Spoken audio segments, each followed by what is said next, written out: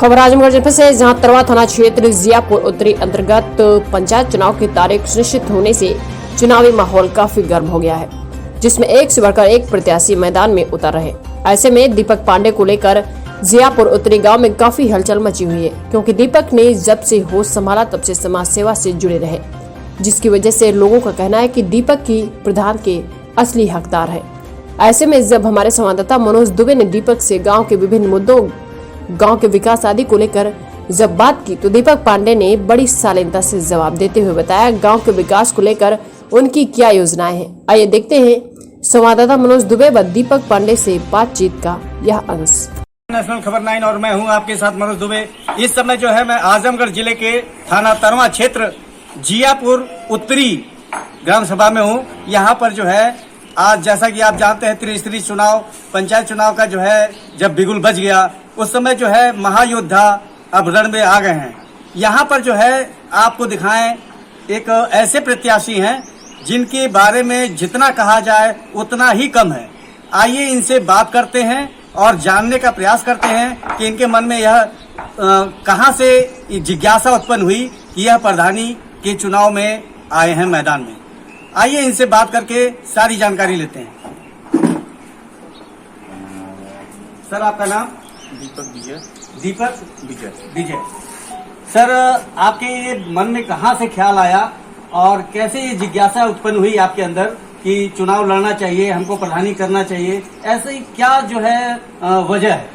देखिए, बचपन से ही मेरे हृदय में जो है और बड़े लोगों का जो संस्कार मुझे मिला और जो मार्गदर्शन दिखाया गया, उससे ये था कि कहीं न कहीं शुरू से ही मेरा एक लगाव जो है समाज के प्रति रहा है। और बचपन से ही ये मेरी धारणा रही है कि कहीं भी कभी भी हमेशा जो भी करता हूँ सबको साथ लेकर के सबकी सहमति से करता हूँ। और ये फिर उसके बाद मेरी शिक्षा दीक्षा पूरी हुई और उसके बाद हालांकि शिक्षा दीक्षा में तो मैं जो परस्पर जो होता है, जो मेरा लक्ष्य था वो मैं पूरा तो नहीं कर पाया, क्योंकि कहीं नौकरी वगैरह या बाकी अन्य चीजें। पढ़ने में नो डाउट मैं ब्राइट जरूर था थोड़ा, लेकिन फिर और भी काफी वजह थी जिसकी वजह से जो मेरा अपेक्षित था, जो लक्ष्य था, वो मैं पा नहीं पाया।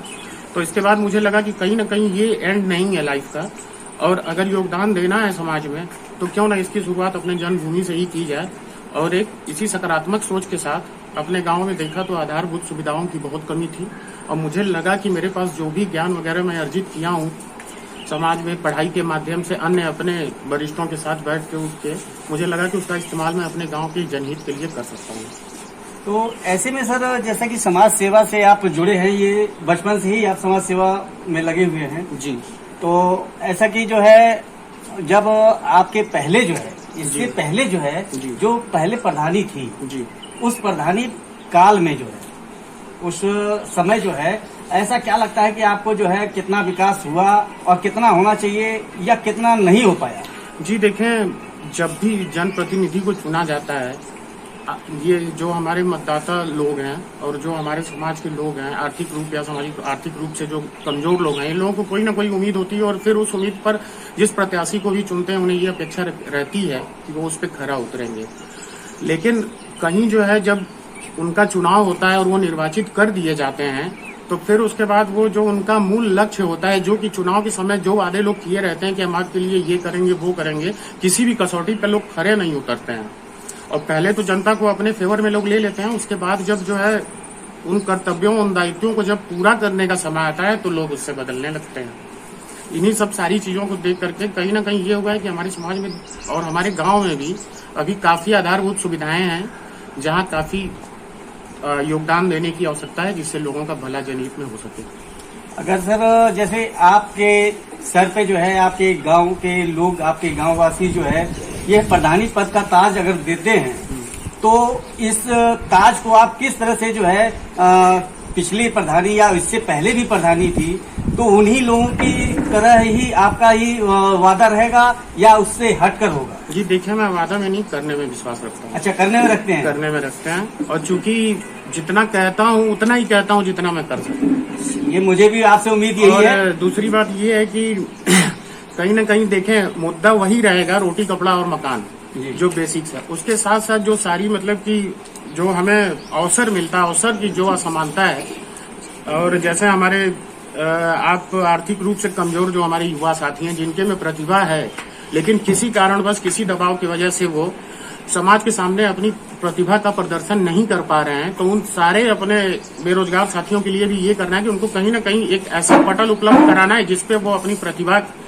को जो है चारों तरफ बिखेर सकें और अपना नाम रोशन कर सकें। एक आखिरी सवाल सर आपसे, नेशनल खबर 9 के माध्यम से आप ग्रामवासियों को, और ये इस समय जो है चुनाव चल रहा है त्रिस्तरीय प्रधानी के चुनाव में जो है और भी उम्मीदवार हैं, तो ऐसे में आप उन सारे लोगों को, ग्रामवासियों को, और सामने रामनवमी आ रही है, तो इसमें आप क्या संदेश देना चाहेंगे? देखिए, मैं सर्वप्रथम तो अपने सारे गांववासियों से ये निवेदन करना चाहता हूं कि देखें, ग्राम का विकास ही सीधे योगदान, अगर ग्राम विकसित होता है तो हमारा राष्ट्र विकसित होता है। और इस चीज को ध्यान में रखते हुए और संविधान के द्वारा ही हमें ये मतदान के रूप में जो एक ताकत मिली हुई है, और उसी ताकत का इस्तेमाल करके हम बदलाव करेंगे। और बदलाव और विकास दोनों ही एक दूसरे के पूरक हैं, तो बगैर बदलाव विकास संभव नहीं है। और जब कोई भी पैमाना, अगर बदलाव करके एक विकास का पैमाना बनाया जाएगा, तो आगे से जो भी प्रत्याशी होंगे वो सिर्फ और सिर्फ आपको पीछे अगर करने की सोचेंगे, तो सिर्फ आपके बराबर काम करके। और अगर ये चीज हो जाता है तो फिर उनके सामने, अन्य लोगों के सामने, जिसको भी ग्राम सभा में अवसर मिलेगा भविष्य में, वो सिर्फ और सिर्फ काम करेंगे जिसमें अल्टीमेटली फायदा आपकी जनता का होगा। चाले बनना नामुमकिन सा है। ऐसे नहीं, वो तो देखिए एक प्रोत्साहन के रूप में वो आपको सरकार देती है, इंसेंटिव के रूप में दे रही है, प्रोत्साहन के रूप में।